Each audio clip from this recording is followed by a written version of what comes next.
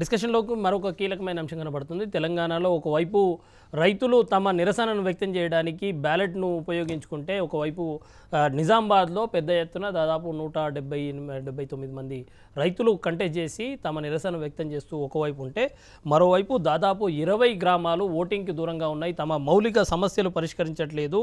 తాగునీరు, సాగునీరు సమస్య, వ్యవసాయ రోడ్లు, భూములు సంబంధించిన పట్టాల సమస్య, ఆర్టీసీ బస్సులు, తమ మున్సిపాలిటీలకు ఉన్న సమస్యలన్నింటినీ, రకరకాల సమస్యలను ఏకరూపెడుతూ దాదాపు 20 గ్రామాలు తెలంగాణ రాష్ట్రంలో ఎన్నికలకు దూరంగా ఉన్నాయి. వీటి మీద డిస్కషన్లోకి వెళ్దాం. అద్దెకి దయాకర్ గారు ఎట్లా చూస్తారు దీని మీద? అంటే సమస్యల పరిష్కారం అనేది స్థానికంగా ఉండే అంశాలైనప్పటికి కూడా ఈ ఓటుకు వరకు వచ్చినాయంటే మాత్రం ఆలోచించాల్సిన అవసరం ఉంది. చాలా సంఘటనలు ఇట్లా చూసినాం చరిత్రలో. అంటే మేము ఎన్నుకునే ప్రభుత్వంతో లబ్ధి చేకూరినప్పుడు మేమెందుకు చేయాలనే స్థితికి వచ్చిందంటే ఆ చైతన్యాన్ని మనం గర్వించాల్సిందే. కానీ ఓటు వేయకుండా ఉండడం అనేది తప్పు. ఓటు వేసిన వాళ్ళు మాత్రమే అడిగే హక్కు ఉంటుంది. ప్రజాస్వామ్యంలో మీరు నాయకులు ఎంచుకుంటేనే నాయకుడు మీకు పనిచేస్తాడు. ఒక నిరసన కార్యక్రమంగా దీన్ని చూడవచ్చు. కానీ ఓటుకు దూరంగా ఉంటామని చెప్పి కంపల్సరీ ఓటు వేయాల్సిన అవసరం ఉండే. ఎందుకంటే ఓటు కొరకు ఎన్నో త్యాగాలు చరిత్రలో జరిగినాయి. అసలు ఇది ఇండియాలో ఓటు రావడం అనేది మామూలు వ్యక్తులకైతే అది పెద్ద సమస్యగా మారింది. అప్పుడు మనం 30s కానీ 40s కానీ చూస్తే అసలు అంబేద్కర్ గారు లేకపోతే సామాన్యునికి ఓటు హక్కు వచ్చే పరిస్థితి లేదు. సమితుల నుంచి మొదలు పెడితే అప్పుడు రేపు సెలెక్టివ్ రిప్రజెంటేషన్ ఉంటుండే. ఆ నుంచి బహుళ ఓటు రావడం వెనుక ఎన్నో త్యాగాలు ఉన్నాయి. అవి గుర్తించాల్సిన అవసరం ఉంది. డెఫినెట్గా ఒక నాయకుని మీదనో, ఒక ప్రాంతంలో ఒక ఎమ్మెల్యే మీదనో, ఎంపీ మీదనో నిరసన ఉంటే అది చేసుకోవచ్చు. కానీ మనం ప్రజాస్వామ్యంలో నిలదీసే హక్కును పక్కన పెట్టేసి నిరసన చెప్పే హక్కును అది ఓట్ల మీద చేయడం అనేది మాత్రం దాన్ని మనం అంగీకరించవద్దు. రైట్, ప్రకాష్ రెడ్డి గారు. అంటే ఒకవేళ ఒక రకంగా మాట్లాడుతున్న తెలంగాణలో ఓటింగ్ పర్సెంటేజ్ తగ్గడానికి కూడా కారణం ఏంటంటే నిర్లిప్తత కూడా ఉంది. ఒకటేమో మనకు దురదృష్టకరం, పార్లమెంట్ అసెంబ్లీ ఎలక్షన్స్ కంటే ముందు పార్లమెంట్ ఎలక్షన్ ముందు అసెంబ్లీ ఎలక్షన్ 4 రోజులు పూర్తయినాయి. మానసిక స్థితి ఏంటంటే ఇంకా అసెంబ్లీ అయిపోయినాయి కదా, ఎమ్మెల్యే బెదిరించిన రోజులు కూడా నేను ఇప్పుడు అది సబ్జెక్ట్ కాదు కాబట్టి చెప్పట్లే. ఎమ్మెల్యే బెదిరించిన కూడా 5 ఏళ్ళు మేము ఉంటాం, మీ సంగతి చూస్తాం, మా ఏ బూతులు కాబోతే నిలబడితే చూస్తామన్నారు. బట్ నిర్లిప్తత మాత్రం ఖచ్చితంగా ఉంది. వారు చెప్పినట్టు నిర్లిప్తత కూడా ఒక కారణమైన ఓటింగ్ తగ్గడానికి. అట్లాగే ఆయా గ్రామాలలో ఉన్నటువంటి వాళ్ళు సిద్దిపేట చెప్తాను కదా, అద్భుతమైన బంగారు తెలంగాణలో సిద్దిపేట అద్భుతమైన డెవలప్ అయిన గ్రామంలో కూడా నిన్న ఓటు బహిష్కరించాల్సిన పరిస్థితి వచ్చింది. నిజామాబాద్లో రైతు సమస్యలు అనగానే అది కేంద్ర ప్రభుత్వం మీదనే వేసేసి సార్ రాష్ట్ర ప్రభుత్వం ఏం బాధ్యత లేదన్నట్టు వ్యవహరించడం కూడా కరెక్ట్ కాదు. అంటే ప్రజలకు తెలుసు ఇప్పుడు రాష్ట్ర ప్రభుత్వం బాధ్యత, కేంద్ర ప్రభుత్వం బాధ్యత. ఎంఎస్పీ ప్రకటించడం వరకు కానీ ఎంఎస్పీ రేటు కొనుగోలు చేయాల్సిన బాధ్యత రాష్ట్ర ప్రభుత్వాలదే. దీంట్లో ఇంకా వేరే చర్చనే లేదు. అది ఎంత ఎంఎస్పీ చేస్తారనేది వేరే విషయం. పసుపును కొనాలన్నా, ఎర్రజొన్నలు కొనాలన్నా, వడ్లు కొనాలన్నా రాష్ట్ర ప్రభుత్వాల తప్ప, ఈవెన్ కాటన్ కొనాలంటే సీసీఐ ద్వారా కొనాలన్నా కూడా సీసీఐ ఒక పర్సన్ వచ్చి కూర్చుంటాడు తప్పిస్తే వ్యవస్థలో ఎలక్షన్ కమిషన్ లాగానే మార్కెట్ యార్డ్లో కాంటా పెట్టేది రాష్ట్ర ప్రభుత్వ ఉద్యోగులే. మార్కెట్ యార్డ్లో కూర్చోవాల్సింది వీళ్ళు అపాయింట్ చేసినా, వీళ్ళు నామినేట్ చేసినా మార్కెట్ కమిటీ చైర్మన్లే. మీరు ఖమ్మం కూడా అంతే కదా, ఖమ్మంలో మిర్చి పరిస్థితి వచ్చినప్పుడు కూడా వాళ్ళ మార్కెట్ కమిటీ చైర్మన్ యొక్క నిర్వాహకం వల్లనే అక్కడ ఒక గిరిజన రైతులకు ఆతకడేయాల్సిన పరిస్థితి వచ్చింది. కాబట్టి మార్కెట్ కమిటీ వ్యవస్థను ప్రక్షాళన చేయాల్సిన అవసరం ఉంది. అదొకటి. అందుకోసం చెప్తాను రైతుల సమస్య అది, ఎర్రజొన్నలైనా పసుపు అయినా ఇంకో పంట అయినా కూడా. బట్ ఈ నిర్లిప్తత అనేటువంటిది మాత్రం క్షేత్రస్థాయిలో జరుగుతుంది. కాబట్టి ఓటింగ్ విషయంలో మాత్రం ప్రజలందరూ కూడా ఓటు వేయాలి. నిరసన తెలపడం కరెక్ట్ కాదు. నిజామాబాద్ చేసినట్టుగా అవసరమైతే వారు ఇంకొక రకమైన నిరసన చేయొచ్చు. 170 మంది కాంటాక్ట్ చేశారు. గతంలో కూడా నాకు గుర్తుంది, మన జలసాధన సమితి నల్గొండ జిల్లా వాళ్ళు 445 మంది పోటీ చేశారు. ఇంత పెద్ద బ్యాలెట్ ఇవ్వాల్సి వచ్చింది. అదొక రకమైన నిరసన. తమ సమస్యను రాష్ట్ర వ్యాప్తంగా, దేశవ్యాప్తంగా తీసుకుపోవడం కోసం ఒక ప్రయత్నం అది. రైట్, కృష్ణ గారు. ఓటు వేయడము ఒక అధికారం అయితే అసలు ఎలక్షన్స్ పోటీ చేయడమే ఇంకొక లెవెల్ ఆఫ్ ప్రజాస్వామ్యాన్ని వాడుకోవడం. సో నిజామాబాద్లో జరిగిన దాన్ని ఖచ్చితంగా ఆ సమస్య ఉన్నది. అక్కడున్న మా నాయకురాలు కవిత గారు కూడా దాన్ని గౌరవించారు. అక్కడున్న రైతులు వాళ్ళ విధంగా వాళ్ళు ప్రజాస్వామ్యంలో వాళ్ళు కూడా భాగస్వామ్యులు కావాలంటే ఖచ్చితంగా దాన్ని గౌరవించాలి. కానీ ఓటు వేయము అనే ఏదైతే అంశం ఉన్నదో బహిష్కరించడం అది కరెక్ట్ కాదు. అంటే ఈ సంఘటన చూస్తుంటే ఒకటి గుర్తొస్తున్నది. అంటే కొన్ని ఉద్యమాలే జరిగినాయి ఓటింగ్ హక్కు కోసం. సౌదీ అరేబియా అనే దేశము చాలా ఆర్థికంగా చాలా అభివృద్ధి ఉన్న దేశం. అందులో మహిళలకు ఓటింగ్ హక్కు ఎప్పుడు వచ్చిందండి? 2011లో. ఎన్నో పోరాటాలు చేస్తే మహిళలకు 2011లో మహిళలకు ఓటింగ్ హక్కు వచ్చింది. సో అట్లాంటి ఓటింగ్ హక్కు ఏదైతే ప్రాతినిధ్యం అంటే మనకు కావాల్సిన ఏదైతే అభివృద్ధి ఉందో, సరే ప్రభుత్వం ఒకవేళ చేయలేదు అని అనుకున్నాం, అక్కడ ఏ రాజకీయ నాయకుల మీద నమ్మకం పోయిందా? అంటే ఎక్కడనో లేకుంటే ఎవరైనా ప్రేరేపిస్తున్నారు. ఇది మనం చాలా సీరియస్గా తీసుకోవాల్సిన అంశం. ఎందుకంటే ఒక్కసారి ఓటు వేయకపోతే అక్కడ నిజంగా కూడా ఎవరు పట్టించుకోరు. పక్కనున్న వాళ్ళు కూడా పక్కనున్న మండలాలు లేకుంటే తండాలు ఏమని అంటారంటే వాళ్ళు అప్పుడు హక్కు అంటారు, మాకివ్వండి ఆ నిధులు, మేము పాల్గొన్నాము, మేము ఓటేసినాము, మాకేయండి. వాళ్ళు అసలు పాల్గొనని వాళ్ళు ఓటేయని వాళ్ళు వాళ్ళకి ఎందుకు నీళ్ళు ఇస్తున్నారు, వాళ్ళకి ఎందుకు లైట్లు రోడ్లు ఇస్తున్నారు అనే ఒక డిమాండ్ కూడా వస్తుంది. సో ఖచ్చితంగా ప్రజలు కూడా సీరియస్గా ఈ బహిష్కరించడం కాకుండా ఏదేమైనా నిరసన తెలపండి. చాలా రకాలైన నిరసనలు ఉన్నాయి. ఆ విషయాల మీద వాళ్ళు ముందుకు వచ్చి ఓట్లేసి నిరసనలు తెలిపి మాత్రం వాళ్ళ పనులు చేయించుకోవాలి. రవీంద్ర రెడ్డి గారు, ఇవాళ ఏంటంటే రాజ్యాంగం కల్పించినటువంటి హక్కు మన ఓటు. అది ఇప్పుడు ఆ ఓటును మనం ఏకపోవడం అంటే మన హక్కును మనం కోల్పోయినట్టే. అది అంటే అటువంటి పరిస్థితులు రాకుండా, ఎందుకంటే ఇలా అందరికి కూడా ఈ భారతదేశం అనేది ఒక ప్రజాస్వామిక దేశంలో మామూలు వ్యక్తి నుంచి మొదలు పెట్టుకుంటే రాష్ట్ర అధ్యక్షుని వరకు కూడా ఒక ఓటు విలువ అనేది సమానమైన ఉంటుంది. అంటే ఎవరికైనా అంతే ఉంటుంది. ఇక్కడ కూడా ఏంటంటే ఎక్కడైనా సరే పనులు కాకపోతే నాయకులను వచ్చినప్పుడు అడగాల్సి ప్రశ్నించాలి, వాళ్ళని అడగాలి, అది చేయాలి. అంతేగాని ఓటు వేయకపోవడం వల్ల నష్టపోయేది మనమే నష్టపోతాం. ఇవాళ నువ్వు ఈ గ్రామంలో ఎవరో ఒకరిద్దరు ప్రేరేపిస్తే నువ్వు ఓటు వేయకపోతే రేపు ఆ గ్రామాభివృద్ధి గురించి ఎవరు పాటుపడాలి, ఏ నాయకుడు వస్తాడు, ఎవరు వస్తారు? ప్రజాస్వామ్యబద్ధంగా మనం సాధించాల్సినటువంటి హక్కుల్ని మనం కోల్పోయిన వాళ్ళు అవుతాం. కాబట్టి అటువంటి మానుకోవాలి. అటువంటివి కాకుండా ఏంటంటే తప్పకుండా మీరు ఎవరైనా నాయకులు వచ్చినప్పుడు మాకు ఈ పనులు కాదని నిలదీయండి, అడగండి. ఒక పార్టీ మీద నమ్మకం ఇంకో పార్టీకి మీరు ఓటేయండి, ఇంకో నాయకునికి పోయండి. ఎవరికో ఓ 10 మంది అభ్యర్థులు నిలబడతారు, నీకు నమ్మకమైన వ్యక్తికి ఓటే ఎవరు వద్దంటున్నాను నేను ప్రధాన వ్యక్తికి అని ఏమని అంటలేరు కదా. కానీ ఆ వినియోగించుకోకపోతే ఏంటంటే నీ హక్కులు నువ్వు కోల్పోయిన వాళ్ళు అయితే నువ్వు అడిగే హక్కు కూడా ఉండదు ఎవరిని కూడా. నువ్వు ఓటు అయినప్పుడు రేపు నువ్వు ఎవరిని పోయి అడుగుతావు, నేను నీకు ఓటేసి గెలిపించిన నాయకుని దగ్గర పోయేటువంటి హక్కే కోల్పోతావు కదా, ప్రశ్నించే తత్వాన్ని కోల్పోతావు.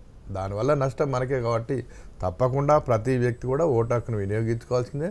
ఓటు హక్కు వేయడం ద్వారా తన హక్కుల పరంగా కూడా ప్రశ్నించే అవకాశం ఆ వ్యక్తికి రావడం జరుగుతుంది. రైట్ దగ్గర గారు, అంటే జనరల్గా మనం అందరూ ఓటు వేయాలని మనం మాట్లాడుకుంటున్నాం, కానీ గ్రామీణ ప్రాంతాల్లో ఎవడు పట్టించుకుంటూ ఉన్నాడు? ఎమ్మెల్యే స్పందించాడు, సర్పంచ్ స్పందించాడు, అధికారులు స్పందించారు. ఇక ఈ కనీసం ఎలక్షన్ టైంలోనన్నా వస్తారేమో అని చెప్పి వాళ్ళు ఏదో ప్రయత్నం చేస్తారు. సరే, అది దాన్ని సమర్థించాల్సిన అవసరం లేదు, కానీ వాళ్ళకి ఇంకా వేరే మార్గం ఏమైనా ఉందా?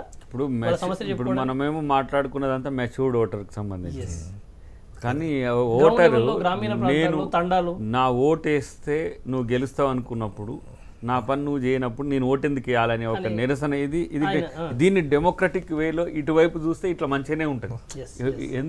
నేనెందుకు ఓటు వేయాలి, నువ్వు పనే చేయలేదు కదా అంటే నిరసన కూడా. ఇప్పుడు నోటాకు మనం ఎట్లా ఓటు వేయకుండా నాకు ఈ క్యాండిడేట్ నచ్చలేదు, ఆ క్యాండిడేట్ నచ్చలేదు, నేను నోటాకు వేసినట్టే ఇప్పుడు వాళ్ళు అసలు ఈ దాంట్లో మాకు న్యాయమే జరగట్లేదని చెప్పే నిరసన చాలా ఎక్స్ట్రీమ్గా కూడా చూడాల్సిన అవసరం ఉంది. దాన్ని రాజకీయ నాయకత్వం కూడా ఆలోచించాలి. అంటే ఒక దశలో 20 గ్రామాలు మనకు ఓటు చేయడానికి ఇష్టపడట్లేదంటే భవిష్యత్తులో అది పెరిగితే ప్రజాస్వామ్యానికే పెద్ద ముప్పు కదా. అది సిస్టంలో లోపం వల్లనే జరుగుతున్నట్టు కదా. Right, okay. ప్రకాష్ రెడ్డి ఫైనల్గా ఏం చెప్తారు? గతంలో కూడా జరిగినాయి చాలాసార్లు. ఇది ఫస్ట్ టైం ఏం కాదు. గతంలో కూడా చాలా గ్రామాలు బహిష్కరించినవి ఉన్నాయి, తండాలు బహిష్కరించినవి ఉన్నాయి. మేము ఓటేయం, మా ఊరికి పలానా సమస్య పరిష్కరించకుండా ఓటేయం అనుకుంటాం. ఇది కూడా ఒక రకంగా దయాకర్ గారు చెప్పినట్టుగా మనం మెచ్యూర్డ్ గా ఆలోచిస్తున్నాము, నిజంగా మనం రైట్ మనం కాపాడుకోవాలి. కానీ ఒక తండాలో నివసిస్తున్న ఆయన, ఒక చిన్న గ్రామంలో నివసిస్తున్న ఆయనకు వేరే అవకాశం లేదు. ఈ టైం అయితేనే ఆఫీసర్లు వస్తారు, నేను చెప్పుకోవడానికి అవకాశం ఉంది. ఆఫీసర్లు రాజకీయ పార్టీలు కూడా వస్తాయి కదా, రాజకీయ పార్టీలు కూడా ఈ టైంలో పోతాయి కదా. ఇంకోటి 500 ఓట్ల 1000 ఓట్లతో కనుక ఆయన గెలుపోటములను నిర్ణయించేటువంటి పరిస్థితి వచ్చినప్పుడు ఖచ్చితంగా వస్తుంది. అయితే ఇంట్రెస్టింగ్ ఏంటంటే వారు చెప్పిన దానికి ఒక కొనసాగింపు చెప్తా. వాళ్ళు ఎవరు తమ వ్యక్తిగత ప్రయోజనాల గురించి అనలేదు, డిస్కస్ చేస్తలేరు కదా. మా ఊరికి ఇది కావాలంటున్నారు, నాకు రేషన్ కార్డు కావాలి, నాకు ఇది కావాలి, నాకు అది కావాలని వ్యక్తిగతమైనటువంటి డిమాండ్ కూడా లేదు. కాబట్టి దాన్ని నిరసనగా తీసుకుందాం. కానీ అట్ ది సేమ్ టైం వాళ్ళు నోటా కేసు ఇంకా మంచిగా ఉంటుంది. అందరు ఊరు కూడా నోటా కేసు అవకాశం కూడా ఉంది కదా. అంటే అవకాశం అవేర్నెస్ వస్తుంది. పర్టికులర్గా ఈ ఇష్యూ అంటే తండాలు కొంత గూడాల విషయంలో అసలు నేను ఇప్పుడు తుంగతుర్తిలో కొన్ని కాన్స్టిట్యున్సీలకు పోవడానికి బైక్ ఎంచుకున్న తర్వాత కూడా బైకులు మళ్ళీ గుట్ట కింద పెట్టేసి నడిచిపోవాల్సి వచ్చింది. అది ఏళ్ల తరబడిగా. ఇప్పుడు అది కాంగ్రెస్ పాలించిన టైం ఉంది, టీడీపీ పాలించిన టైం ఉంది, టీఆర్ఎస్ పాలించిన టైం ఉంది. ఇప్పుడు కూడా డొంకపాటలు ఉన్నటువంటి తండాలు ఇంకా చాలా ఉన్నాయి, ఇంకేమీ పొలాల గట్ల మీదకి వెళ్ళి పోతున్న పరిస్థితులు కూడా ఉన్నాయి. దాన్ని మనం కూడా మనం ఆలోచించుకోవాలి. కృష్ణ గారు, అంటే ఒకటండి, ఈరోజు మనం ఓటర్ అవేర్నెస్ ఎప్పుడు కూడా అర్బన్ ఓటింగు లేకపోతే గ్రామీణాల్లో మండలాల్లో హెడ్ క్వార్టర్స్ ఇవి అనుకుంటాం, కానీ ఎస్ వాస్తవానికి ఇంకా వెనుకబాటుతనం ఉన్నది కాబట్టి తండాలలో వాళ్ళకి అది ఉన్నది. కానీ ఎక్కువ ఇది మళ్ళా ఇప్పుడు మనం ఆలోచించాలి ఏంటిదంటే ఇట్లాంటి ఆలోచన చాలా ఎక్స్ట్రీమ్ ఆలోచన. సాధారణంగా ఎలక్షన్ ప్రొసీజర్లో ఎవరు అనుకుంటారు, extreme forces anti social elements ఎవరైతే ఉంటారో వాళ్ళు ఎలక్షన్ని బాయ్కాట్ చేయాలి అనే ఆలోచన. సో ఇట్లాంటి ఆలోచన ఇది మాత్రం కరెక్ట్గా మనం సపోర్ట్ చేయొద్దు. రాజ్యాంగబద్ధంగా ఎలక్షన్స్ ప్రక్రియలో పాల్గొనాలి. వాళ్ళకు ఒకవేళ సమస్యలు ఉన్నాయంటే ఆ సమస్యలను పరిష్కరించుకోవడానికి రకరకాల నిరసన కార్యక్రమాలు ఉన్నాయి, అవి చేపడితే ఖచ్చితంగా కూడా నాయకులు అనేటిది ప్రాతినిధ్యం వహిస్తారు. కానీ ఎలక్షన్స్ని బహిష్కరించడం మాత్రం అది కరెక్ట్ కాదు, రాజ్యాంగబద్ధంగా. అంటే జనరల్గా ఇట్లాంటి సంఘటనలు ఎక్కడైతుందంటే బాహ్య ప్రపంచంతో ఎక్కువ సంబంధాలు లేనటువంటి ప్రాంతాలనే జరుగుతూ ఉంటాయి. ఇక్కడ కొంచెం రిమోట్ ఏరియాలలో అక్కడికి ఎవరు కూడా పోలేనటువంటి పరిస్థితి. ఇప్పుడు దాకా చెప్పినట్టుగా బండి ఆడబెట్టి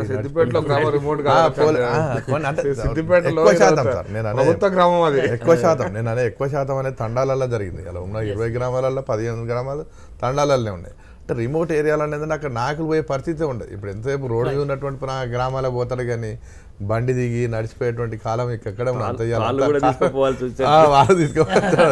సిద్దిపేట ప్రకాష్ రెడ్డి గారు అంటున్నారు, కానీ ఇక్కడ కూర్చొని మనం అనలైజ్ కూడా చేయలేము. కారణాలు ఏంటియో కూడా మనకు తెలియదు, రకరకాలు ఉంటాయి.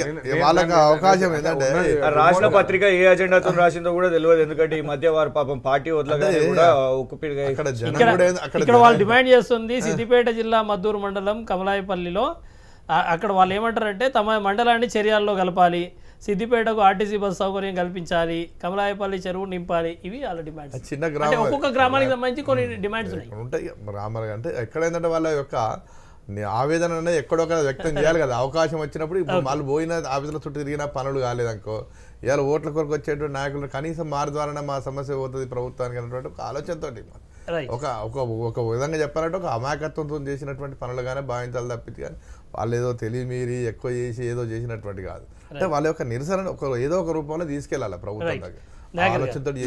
ఒక మాటలో చెప్పాలంటే ప్రభుత్వాలు ఎట్లా స్పందించాలి దీని మీద? సరే, ఓటర్లు అయితే వాళ్ళు చైతన్యం రావాలని చెప్పి అడుగుతున్నాం. నీకు రూరల్ ఓటింగ్ నువ్వు ఓడని గెలవని మళ్ళీ నువ్వు వాళ్ళ గురించి పట్టించుకోకుంటే మాత్రం సీరియస్గా ఉంటారు. ఇది మనం జనరల్గా చూస్తున్నాం. ఓడిపోయినా సరే ఇంకోసారి నువ్వు ఇప్పుడు నేను ఎదుర్కొంటున్న గతంలో ఎదుర్కొంటున్నది ఇప్పుడు కూడా మనం ఇంకో రకాల పనులు ఉన్నప్పుడు కూడా నువ్వు కంప్లీట్గా నాతో ఉండాల్సిందే. ఓటు నీకు చేసినప్పుడు నువ్వు ఆ సర్వీస్ చేయాలని ఒక డిమాండ్ ఏదైతే ఉందో అది న్యాయమైనది. డెఫినెట్గా ఈ నిరసనను మాత్రం టిపికల్గా చూడాల్సిన పరిస్థితి అయితే వచ్చింది. అంటే నాకు 500 ఓటుకి ఇవ్వలేదనో 1000 ఓటుకి ఇవ్వలేదని వేస్తలే వాళ్ళు, వేయకుండా ఉండట్లే వాళ్ళు. ఎందుకు? నా ఊరికి చెరువు కావాలి, నా ఊరికి రోడ్డు కావాలి, నా ఊరు అసలు ఈ మధ్యన ఈ మండలాల కలవడము, ఊర్లు దూరం అవ్వడం, దీనివల్ల ఒక మానసిక సంఘర్షణ ఓటర్లలో ఉన్నది. అది చైతన్యానికి మరో రూపమే, కానీ ఆ చైతన్యం ఓటును వ్యతిరేకించే స్థాయికి వస్తే అది ప్రజాస్వామ్యానికి ముప్పు. ప్రకాష్ రెడ్డి గారు ఫైనల్గా ఏం చెప్తారు ఒక మాటలో? అంటే ఇది అంతకుముందు దయాకరణ చెప్పింది ఇది కరెక్టు. ఓటు ఖచ్చితంగా ఉపయోగించుకోవాలి. నోటాకు అవకాశం ఉంది ఇప్పుడు. అంటే ఇంతకుముందు గతంలో ఎవరికొవరికి ఓటేయాల్సిన పరిస్థితి వచ్చిండే, ఇప్పుడు ఎవరికి ఓటు ఎక్కర్లేదు, మేము ఎవరికి ఓటేయమని కూడా నిరసన చెప్పొచ్చు. అయితే అంత మెచ్యూరిటీ ఉందా లేదా ఆ గ్రామానికి. అట్లీస్ట్ ఒక్కోసారి ఇంకేమవుతుందంటే ఆ గ్రామంలో కొంత ఇన్వెస్టిగేషన్ జరుగుతుంది. ఇది మీడియాలో రావాలంటే ఇట్లా చేస్తే మంచిగా ఉంటుంది, ఇట్లా చేస్తే మంచిగా ఉంటుంది, మీడియాలో ప్రచారం అవుతుంది, దేశం అంతా పోగలుగుతుంది, ఎట్లా మీడియాలో మన ప్రభుత్వం దృష్టికి పోగలుగుతుంది అనేటువంటి అభిప్రాయం కూడా ఉండిండొచ్చు. కిషన్ గారు అన్నట్టు నిరసన ఇంకో రూపంలో చెప్పాలనుకుంటే అన్ని రూపాలు అయిపోయిన తర్వాత చివరి రూపం కూడా అయ్యి ఉండొచ్చు మన తెలియదు. అంటే ఒకటి సాధ్యమైనంత వరకు జిల్లాల పెంచడం కానివ్వండి, మండలాలు పెంచడం కానివ్వండి, డివిజన్లు పెంచడం కానివ్వండి, ఇవి జరిగింది. కానీ డిమాండ్స్ అనేటివి కొన్ని మనకు సాధ్యం కాకపోయినా కూడా ప్రతి ఒక్కరు ఉంటారు. 30 జిల్లాలు ఏంది 60 జిల్లాలు కావాలి అనేటోళ్ళు కూడా ఉంటారు. సో అట్లాంటిది కొన్ని సాధ్యం అయ్యే వరకే మనం ఆ డిమాండ్లను చేయగలుగుతాము. కొందరు ఎట్లుంటారంటే బైలేన్స్లో కూడా మనం అక్కడ రోడ్డు వేయలేకపోయినా కూడా ఒక మంచి జాగా నడిచే జాగాలో కూడా అక్కడ రోడ్డు వేయాలి అని అనేటివి చూస్తూ ఉంటారు నగరం. అట్లాంటి కొన్ని డిమాండ్స్ సాధ్యమైనవి ఖచ్చితంగా లయబుల్ ఉంటాయి, సాధ్యం కానీ కూడా కొంచెం అట్లా మొండి వైఖరి కూడా ఉంటుంది. కాబట్టి ఏదేమైనా అన్నిటికీ ఏ సమస్య పరిష్కారం ఓటే. కన్విన్స్ చేయాల్సిన బాధ్యత రాజకీయ పార్టీ పోలేదంటే అది కూడా అసమర్థత కింద. జనరల్ ఏంటంటే ఇప్పుడు అక్కడ జరుగుతున్నది ఏంటంటే తప్పకుండా ప్రభుత్వాలు కూడా ఏంటంటే అటువంటి గ్రామాల మీద మీదుగా తండాల మీద దృష్టి పెట్టి అక్కడున్న సమస్యల్ని పరిష్కరించేటువంటి క్రమంలో ముందుకెళ్లాల్సినట్టు అవసరం ఉంటుంది. ఎందుకంటే ఇవాళ వాళ్ళ యొక్క ఆవేదన వ్యక్తం చేసినప్పుడు ఎవరు రాకపోతే కదా అక్కడ పోయినప్పుడు కూడా తప్పకుండా అక్కడ పోయవలసిన అవసరం ఉంటుంది. ఒక కసి కూడా ఉంటుంది. ఓటుకు పోయేటప్పుడు మనం ఇట్లా పోతాం కదా, తిప్పల పడకుండా పోతాం కదా, మళ్ళీ నువ్వు గెలిచినా ఓడినా ఇక్కడికి వచ్చేటప్పుడు మాత్రం రోడ్డుతో రావాలి అని చెప్పి సీరియస్ గా అంటున్న ఊర్లను తండాలని నేను చూస్తున్నా. అందరికీ జనానికి ఏముంటది, ఎన్నికలప్పుడే మన అవసరాలు తీరుతున్నట్టు ఒక ఆలోచన ఉంటుంది కాబట్టి తప్పకుండా ఏదో ఒక నిరసన రూపం ప్రదర్శించడం జరుగుతుంది. ఏది ఏమైనా గ్రామ ప్రజలు ఈ రకంగా ఓట్లను బహిష్కరించడం అయితే సమర్థనీయం కాదు. కానీ ఇవాళ ఆ ప్రజలంతా అనివార్యంగా తమ ఆఖరి అస్త్రాన్ని వాడాల్సిన పరిస్థితి ఎందుకు వచ్చింది అన్నది మాత్రం పాలకులు ఆలోచించుకోవాలి. ఇటువంటి సమస్యలను పరిష్కారంపై పాలకులే కాదు పార్టీలు కూడా, రాజకీయ పార్టీలు కూడా ఆలోచించాల్సిన అవసరం అయితే స్పష్టంగా ఉంది. ఈ సమస్యల పరిష్కారంపై దృష్టి పెట్టాల్సిన అవసరం కూడా ఉంది. ఇవాళ డిబేట్లో పార్టిసిపేట్ చేసిన అద్దంకి దయాకర్ గారు, కారం రవీందర్ రెడ్డి గారు, కృషాంక్ గారు, ప్రకాష్ రెడ్డి గారు అందరూ